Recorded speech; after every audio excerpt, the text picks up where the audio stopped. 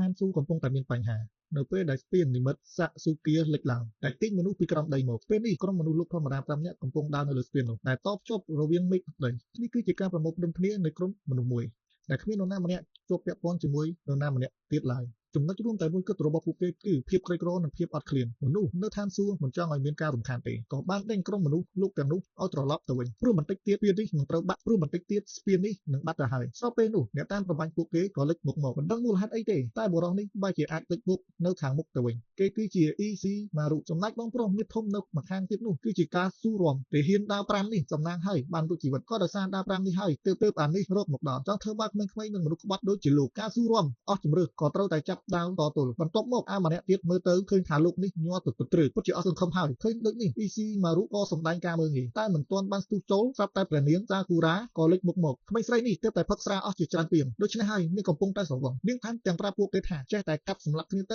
ខ្ញុំគ្រាន់តែនៅទីនេះមើលប៉ុណ្ណោះជនអាក្រក់នោះឃើញនាងតូចពាក់សម្លៀកបំពាក់ស្អាតពេកគឺថាចាប់នាងយកទៅនឹងរកលុយបានច្រើនពេលឃើញគេសរសើររបស់ខ្លួនស្អាតសាគូរ៉ាពិតជារីករាយណាស់មិននឹកស្មានថាមនុស្សថោកទាបដូចគេអាចមើលឃើញសម្រស់នាងពីខ្លួនបានពេលនាងសរសើរខ្លួនឯងបានប៉ុន្មានម៉ាត់ EC ម៉ារុក៏ចាក់ទឹកត្រជាក់ចំមុខនាងភ្លាមគេគិតថាគ្រាន់តែជាមនុស្សស្រីប្រមុខរំពងប៉ុណ្ណោះព្រះនាងឬទេពធីតាប្រមូលផលអីទៀតពេលឃើញគេបំពេញកិត្តិយសខ្លួនសាគូរ៉ាក៏ទាត់ជើងទៅលើគេភ្លាមបណ្ដាលបុរសនោះធ្លាក់ទៅខាងក្រោមមិនដឹងរស់ឬស្លាប់ទេក្រោយហេតុការណ៍នេះគេក៏បានវាងស្រារួចប្រាប់អ្នកផ្សេងទៀតឲ្យបន្តដំណើរទៅខាងមុខគឺជាឋានសួគ៌ពិភពលោកនៅលើកំពូលវាមិនមែនសម្រាប់អ្នកដែលរស់នៅលើដូចជាពួកគេទេដូច្នេះសូមត្រឡប់ទៅវិញមុនពេលដែលអ្វីៗកាន់តែអាក្រក់ក្រុមមនុស្សទាំងនោះស្ដាប់ហើយមិនយល់អ្វីទាំងអស់ប៉ុន្តែពួកគេនៅតែបានកត់ត្រាព័ត៌មានមានប្រយោជន៍នោះទុកពេលនេះអាចចាប់ផ្ដើមរលាយបាត់ទៅហើយបង្ហាញចេញនូវទស្សនវិជ្ជាឋានសួគ៌ដ៏រុងរឿងនៅព្រឹកថ្ងៃបន្ទាប់សាគូរ៉ាបានប្រាប់អ្នកបម្រើរបស់នាងគឺលោកតាម៉ៅថានាងបានធ្លាក់មនុស្សអាក្រក់នោះឲ្យធ្លាក់ចុះទៅក្រោមបាត់ទៅហើយលោកបានដាស់តឿនព្រះនាងកុំឲ្យធ្វើរឿងបែបនេះទៀតនេះជាឋានសួគ៌មិនមែនដូចឋានមនុស្សលោកទេចង់ធ្វើអ្វីមិនអាចធ្វើអ្វីតាមចិត្តអ្នកបានទេកន្លែងនេះមានទេពអប្សរចំនួន8លាននាក់នៃត្រកូលម៉ាយ៉ាតូកំពុងរស់នៅក្នុងនាមជាព្រះនាងសាគូរ៉ាត្រូវដឹងពីឋានៈរបស់ខ្លួនកុំធ្វើខ្លួនឯងឲ្យបាត់បង់មុខមាត់ដោយសាររឿងរញ៉េរញ៉ៃទាំងនេះគេមិនព្រមស្ដាប់សោះហើយបែរជាទៅផ្ទះមិត្តភក្តិញ៉ាំបាយទៅវិញថែមទាំងបានប្រាប់គូរូអាទៀតថាខ្លួនឯងសប្បាយប៉ុណ្ណាហ៊ាននិយាយរៀបរាប់ចេញមកអំពីរឿងមនុស្សម្នាក់ដែលមិនគោរពត្រូវគេធាក់ទម្លាក់ចុះទៅក្រោមទោះជាពួកគេជាទេវតាប៉ុន្តែពួកគេនៅតែមិនអាចគ្រប់គ្រងពានឋានសួគ៌បានទេវត្ថុនោះហាក់ដូចជាត្រូវបានបង្កើតឡើងតាំងពីយូរយារណាស់មកហើយសូម្បីតែទេពកមុំអ៊ីស៊ូគីក៏ខ្ពង់ខ្ពស់ក៏ធ្វើអ្វីមិនបានដែរឥឡូវនេះទេវតានោះបានយាងចុះមកហើយធ្វើឲ្យទេវតាផ្សេងទៀតត្រូវបញ្ចប់អាហាររបស់ពួកគេដើម្បីចេញទទួលស្វាគមន៍ពិធីឡើងគ្រងរាជ្យចិត្តមកដល់ហើយពិធីជប់លៀងរបស់ពួកគេគឺអធិអធមខ្លាំងណាស់ធ្វើឲ្យនឹងសប្បាយចិត្តខ្លាំងណាស់នេះជាកម្លាំងកាយចិត្តរបស់មនុស្សអាក្រក់នៅក្នុងឆ្នាំនេះធម្មតាកមុំអ៊ីស៊ូគីនឹងជ្រើសរើសយកអ្នកដែលមានស្នាដៃល្អបំផុតសាគូរ៉ាមិនសូវខ្វល់ពីរឿងនេះទេព្រោះដឹងថាទោះបីជាយ៉ាងណាខ្លួនក៏នៅតែកំពុងដោយសារនាងជាអ្នកថ្វាយគ្រឿងសក្ការៈច្រើនជាងគេគ្រប់ឆ្នាំតែងតែដូចគ្នាអង្គរដែលនាងថ្វាយមានរសជាតិឈ្ងុយឆ្ងាញ់ណាស់ធ្វើឲ្យទេពធីតាជាន់ខ្ពស់ផ្សេងទៀតពេញចិត្តអ្នកផ្សេងទៀតក៏ដឹងដែរថាក្នុងឆ្នាំខាងមុខនេះអ្នកដែលត្រូវបានលើកតម្កើងច្បាស់ជាសាគូរ៉ាដដែលព្រោះនាងមានឃ្លាំងអង្គរធំដែលម្ដាយនាងទុកឲ្យបន្ទាប់មកនាងឃើញប្រដាប់ក្មេងលេងថ្មីនាងឃើញប្រដាប់ក្មេងលេង3គូរូរ៉ាដែលបានធ្វើឲ្យក៏សួរក៏ដឹងថាវាជាគ្រឿងសក្ការៈរបស់នាងសម្រាប់ឆ្នាំនេះតែប៉ុណ្ណោះមិនសូវមានប្រយោជន៍សម្រាប់ពួកទេវតាទេសាគូរ៉ាបាននិយាយរួចហើយថ្ងៃណាមួយអ្នកនឹងត្រូវគេលើកតម្កើងដូចខ្ញុំដែរទាំងពីរអ្នកបន្ទាប់មកពួកគេក៏ទៅដល់បន្ទប់ថ្មីដែលប្រធានទទួលបានកូនស្រីនារីតូចយល់ថានេះពិតជាបន្ទប់ដ៏អស្ចារ្យមែនអាចមើលឃើញគ្រប់ទិសទីហើយថែមទាំងធំទូលាយទៀតផងបែបនេះដេកក្រឡុកក្រលើបពេញនឹងក៏មិនខ្លាចធ្លាក់ដែរមិត្តភក្តិម្នាក់នោះក៏ត្រេកអរចំពោះសាគូរ៉ាដែរហើយក៏ត្រូវបានទេពធីតានៃរដូវប្រមូលផលអញ្ជើញមកលេងគ្រប់ពេលឆ្លៀតក្នុងឱកាសដែលមានទេពដែលមានទេសភាពល្អគាត់ក៏បានយកស្រាចេញផឹកដូចជាទម្លាប់ពិបាកដែរលោកតាម៉ៅក៏ចង់និយាយគ្នាមុនអំពីបញ្ហាគ្រឿងសក្ការៈប្រចាំឆ្នាំហើយតាមពិតទៅនាងនេះមិនបានធ្វើអ្វីសោះទេអង្គក្នុងជំរុកទៅតែជាទ្រព្យសម្បត្តិដែលម្ដាយនាងបានបន្សល់ទុកឲ្យលោកស្រីជាទេវតាប្រចាំរដូវច្រូតកាត់ឈ្មោះតូយ៉ូហាណាដែលបានបំពេញភារកិច្ចរបស់ខ្លួនដោយស្មោះត្រង់មិនដូចជាកូនស្រីនាងនាពេលបច្ចុប្បន្នទេលោកស្រីបានចំណាយកម្លាំងទាំងខ្លួនដាំដុះថែរក្សាហើយប្រមូលផលវាពិតជាលំបាកខ្លាំងណាស់តែទោះជាយ៉ាងណាចំណែកសាគូរ៉ាបច្ចុប្បន្នអង្គុយជាស៊ីម៉ាថែមទាំងមិនស្គាល់ត្រូវទៀតចំណែកឪពុកនាងវិញគឺជាទេវតាកាគីរីប៊ីពួកគេបាននាំគ្នាទៅដល់កោះនិស័យដ៏ឆ្ងាយការខិតខំសំសំចៃទើបមានជំរុកអង្គដូចនេះនិយាយប្រាប់ឲ្យព្រះនាងយល់តែនាងមិនបានចាប់អារម្មណ៍ទេនាងនិយាយថានេះជាទ្រព្យសម្បត្តិរបស់ឪពុកម្ដាយខ្ញុំសិទ្ធិប្រើប្រាស់វាគឺជារបស់ខ្ញុំហើយម្យ៉ាងទៀតពួកគេបានបាត់ខ្លួនអស់ទៅហើយចង់ធ្វើអីក៏បានដែរមូលហេតុដែលសាគូរ៉ាការខ្វះសិលធម៌បែបនេះរហូតពីខ្វះក្តីស្រឡាញ់ពីឪពុកម្ដាយហើយលោកតាម៉ៅខំនិយាយបន្ថែមទៀតដើម្បីឲ្យព្រះនាងរបស់ខ្លួនរស់នៅមួយជីវិតប្រកបដោយភាពថ្លៃថ្នូរដូចព្រះមេដាតែងាកមកមើលស្រាប់តែឃើញនាងដេកលក់បាត់ទៅហើយនាងរំខានពេកហើយសាគូរ៉ាក៏គប់បាល់ដូចជាគប់ឲ្យឆ្កែអញ្ចឹងដើម្បីកុំឲ្យគាត់មករំខានទៀតរូបកាយពិតប្រាកដរបស់តាម៉ៅមិនមែនជាឆ្កែទេតែ រូបរាងនេះមិនខុសអីពីឆ្កែដែរគាត់ក៏និយាយដោយក្តីតូចចិត្តថាទោះរូបរាងយ៉ាងណាក៏ខ្ញុំនៅតែជាវិញ្ញាណនៃដាវស័ក្តិសិទ្ធិរបស់ឪពុកម្ដាយនាងដែរដាវដែលបាក់បានខ្លាចទៅជាវិញ្ញាណទើបមានរូបរាងដូចឆ្កែបែបនេះពេលនោះរ៉ូបូតរបស់កូកូរ៉ូអាក៏បានបន្លឺសញ្ញាប្រកាសអាសន្នភ្លាមៗមានអ្នកលួចចូលនៅទៅក្នុងទីសក្ការៈរបស់ពួកទេពវាបានរត់ដោះស្រាយភ្លាមៗដោយមិនចាំបាច់រងចាំបទបញ្ជាឡើយពួកអ្នកដែលបានលួចចូលនោះគឺជារូប5នាក់ជាមនុស្ស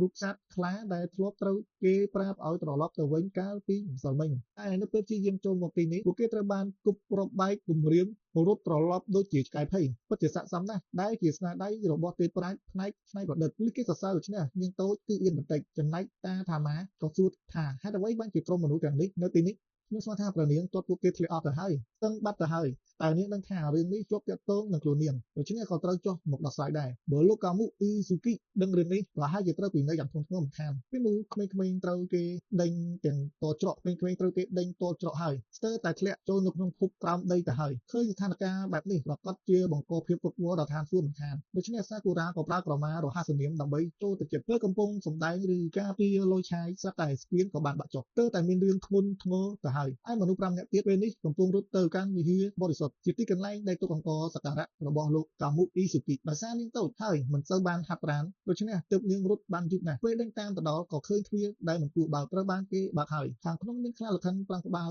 លកំពុងស៊ីស្រូវអង្គឆៅពួកគេពិតជាត្រូវបង្ខំឲ្យដល់ផ្លូវតហើយទើបហ៊ានប្រថុយជីវិតបែបនេះយ៉ាងណាក៏ស្លាប់ដែរសូមតែបំពេញពោះឃ្លានឲ្យបានខ្លាចជាខ្មោចឆ្អែតសិនទៅនេះមេរបស់យើងខឹងក៏ទាត់ផ្ដួលចង្កៀងប្រេងមិននឹកស្មានថាវាឆាបឆេះអស់គ្រឿងសក្ការៈបូជាទាំងអស់ដូច្នេះក៏អស់ហើយបាត់បង់អស់ហើយនៅគ្រឿងសក្ការៈដែលថ្វាយដល់អាទិទេពដ៏ខ្ពស់ពេលសក្ការៈលើកគង់សំទោសនាងក៏ត្រូវគេស្ដីបន្ទោសដូចជានាងជាកូនស្រីរបស់អាទិទេពសង្កេរីប៊ីក៏ដោយក៏មិនអាចធ្វើអ្វីស្រេចតែចិត្តបានដែរដូចជាទង្វើដែលទើបតែកើតឡើងនេះនាងបែរជាទម្លាក់កំហុសទៅលើខ្លាលខិនតាមក្បាលនោះទៅវិញមនុស្សម្នាក់ទៀតបានធ្វើបាបខ្ញុំតើខ្ញុំបានធ្វើអ្វីទៅព្រះអង្គកាមួយអ៊ីស៊ូគីមិនបានស្ដាប់ទេដោយសារតែពួក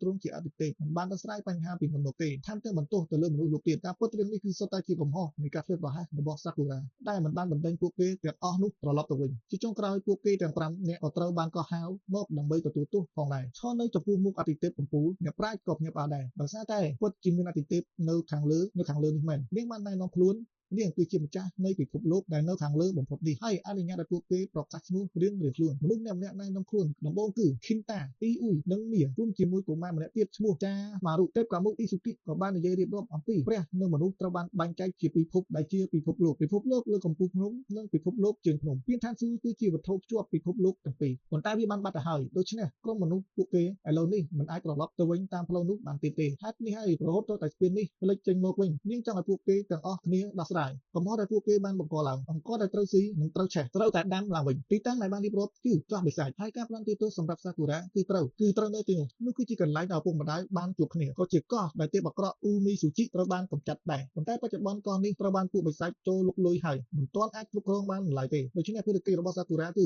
ត្រូវកសាងដីធ្លីនោះឡើងវិញយកវាដាក់ក្រោមការគ្រប់គ្រងរបស់ទេពកាមុអ៊ីស៊ូគីដើម្បីធ្វើរឿងនេះបានដំបូងនាងត្រូវតែស្វែងយល់អំពីមូលហេតុដែលបណ្ដាលឲ្យពួកបិសាចទាំងនេះកើតឡើងដំបូងឡើយក្មេងស្រីនោះគិតថាគ្រាន់តែត្រូវទទួលទោសពី3ថ្ងៃប៉ុណ្ណោះនរណាទៅដឹងបើជាត្រូវបណ្ដេញចេញពីឋានសួគ៌តែម្ដងរហូតដល់ធ្វើបេសកកម្មចាប់សពគ្រប់ទើបអនុញ្ញាតឲ្យត្រឡប់ទៅវិញសាគូរ៉ាស្រែកជុំដូចឆ្កែប៉ុន្តែកាមុអ៊ីស៊ូគីចូលចិត្តឆ្មាទើបមិនលើកលែងឲ្យត្រូវគេផ្ដន្ទាទោសបែបនេះក្មេងស្រីនោះក៏បន្ទោសអ្នកឯទៀតដែលធ្វើបាបខ្លួននាងចង់ស្ទុះទៅវិញគ្នាតែគឹងមិនខ្លាចអ្នកណាទេមនុស្សឯទៀតក៏ចូលមកខាត់ព្រោះចាប់ពីពេលនេះទៅពួកគេត្រូវពឹងពាក់គ្នាដើម្បីរស់ម្យ៉ាងទៀតនេះជាកន្លែងសក្ការៈបើឆ្លោះគ្នាផ្អើលអញ្ចឹងប្រហែលជានឹងត្រូវពិន័យធ្ងន់ជាងនេះទៅទៀតសាគូរ៉ាក៏ត្រឡប់ទៅរកមិត្តជិតស្និទ្ធរបស់នាងវិញទាំងក្រៀមក្រំហើយយំដូចរឿងពិតរួចនាងក៏នឹកឃើញគំនិតទៅបបួលគូរូអាទៅជាមួយទេពអប្សរអ្នកបង្កើតនោះចង់ណាស់តែមិនអាចទៅរួចឃើញដូច្នេះនាងក៏ងាកទៅហៅតាម៉ៅមិនដាច់ឲ្យវាទៅបែបហ្នឹងក៏បានឬមុននេះខ្ញុំទើបតែទៀមទាទៅកោះបិសាចគឺគាត់ដឹងហើយដែលបានហាមឃាត់មិនឲ្យខ្ញុំទៅគាត់រៀបរៀងខ្ញុំបានសម្រេចតែឥឡូវគាត់សប្បាយចិត្តទៅវិញត្រូវនិរទេសទៅទីនោះគ្មានបាននិយាយអ្វីមួយម៉ាត់ទ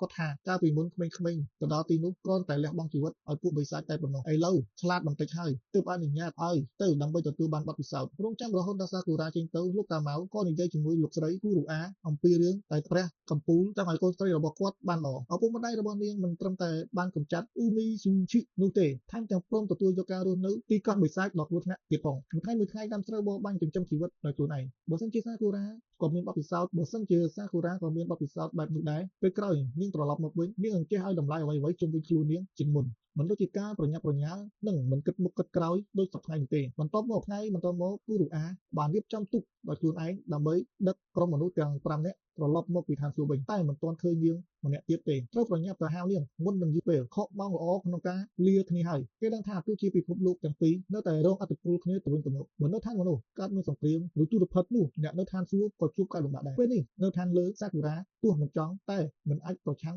បញ្ជាបានទេដូច្នេះហើយក៏ត្រូវរៀបចំវេចខ្ចប់សម្ភារៈថែមទាំងមិនភ្លេចយកដបស្រាសម្រាប់រំសាយទុកទៅជាមួយទេតែលោកតាម៉ៅអត់អនុញ្ញាតឲ្យនាងយកទៅជាមួយទេមិនស្រីតូចម្នាក់នេះមិនដឹងថាកំពុងគិតអីទេត្រូវគេផ្ដន់ទាទោសតែបើជាត្រដាលេងអញ្ចឹងយកស្រាទៅផឹកជាមួយតើវាសមរម្យនៅកន្លែងណាទៅតាមពិតស្រាគឺជាធម៌ពលនៃជីវិតទៅហើយដើម្បីឲ្យនាងភ្លេចភាពខ្វះខាតក្តីស្រឡាញ់ពីគ្រួសារឥឡូវត្រូវហាមឃាត់នាងក៏រើបំរាស់មិនព្រមទៅទៀតពេលនោះកូរ៉ូអាក៏បានឃើញហើយទៅលួងលោមមិត្តភក្តិតូចរបស់នាងkiaបានអង្វរមិត្តភក្តិឲ្យទៅសុំលោកខាមូនឹងលោកនឹងអ៊ីស៊ូគីអនុញ្ញាតឲ្យនាងស្នាក់នៅដើម្បីលាងកំហុសរឿងនេះក៏បានដែរតែបើអញ្ចឹងតើវាពិតជាអាចទទួលយកបានទេកាលពីមុនសាគូរ៉ាពិតជាចង់ទៅកោះបិសាចដើម្បីស្វែងរកឪពុកម្ដាយណាស់បើឥឡូវនេះនាងមិនទៅមានន័យថាពាក្យសន្យាពីមុនគ្រាន់តែជាខ្យល់បក់ប៉ុណ្ណោះនាងខឹងពួកគេដែលបានចាក់ឆ្ងាយពីនាងតាំងពីកំណត់មកនាងគិតថាខ្លួនឯងប្រកាសជាគ្មានឪពុកម្ដាយទេអ្នកនាងគូរូរ៉ា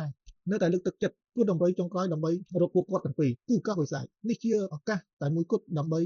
ទៅទីនោះនិងចំណាយពេលយូរដើម្បីស្វែងរកលីដូច្នេះសាគូរ៉ាក៏ធូរចិត្តវិញព្រោះការពិតនាងពិតជាចង់ជួបជុំជាមួយឪពុកម្ដាយវិញណាស់មួយសន្ទុះក្រោយមកពេលបែកគ្នាមិត្តម្នាក់នោះក៏បានហុចសៀវភៅលៀងហៅទីឲ្យប្រាំងនាងតូចដែរមិនទាន់និយាយចប់ផងថ្មីនោះក៏ត្រូវលោកការសុរំនាំយកទៅបាត់យឺតណាស់ទៅហើយលោកតាម៉ៅក៏ត្រូវទៅតាមដើម្បីការពារម្ចាស់ដែរបើទុកនាងតូចម្នាក់ឯងបាត់ជាពិភពក្រោមវឹកវរធំហើយភាពវឹកវរបានធ្វើឲ្យអ្នកដែលនៅសល់ដូចជាព្រះផាត់មិញមានអារម្មណ៍វង្វេងវង្វាន់ការកាន់ទុកផងដែរតែនេះជាឱកាសមួយសម្រាប់មិត្តម្នាក់នេះបានលូតលាស់ដូច្នេះហើយក៏បានសន្យាថាថ្ងៃណាមួយនឹងជួបជុំគ្នាវិញសាគូរ៉ាក៏ក្រឡេកមើលទៅរកមិត្តភក្តិរបស់នាងពេលនាងចង់ត្រឡប់ទៅវិញត្រូវបានអ្នកការពារទាំង5ខាត់ខាំងពេលនេះទើបដឹងថាអនុរៈជះពន្លឺទៅលើមហាសមុទ្រដ៏ធំល្វឹងល្វើយទិសដៅនោះគឺជាទិសដៅដែលពួកគេត្រៀមទៅដល់ហើយដំណើរផ្សងព្រេងនេះនឹងមានឈ្មោះថាព្រះនាងនិងកោះនៃវាសនាពេលទៅជិតដល់កោះបិសាចក្រុមរបស់សាគូរ៉ាបានជួបប្រទះនឹងជួបដ៏ធំមួយពួកគេមិនអាចត្រឡប់ទៅរកទូកដឹកជញ្ជូនរបស់ឋានសួគ៌វិញបានទេគួរឲ្យអរគុណនៅចំពោះមុខពួកគេគឺអាចឃើញកោះនោះហើយដូច្នេះក៏ប្រឹងអស់ពីសមត្ថភាពចែវទូកចូលទៅគាត់បានប្រាប់ព្រះនាងឲ្យដឹងកន្លែងនោះជាទីដែលឪពុកម្ដាយបានជួបគ្នា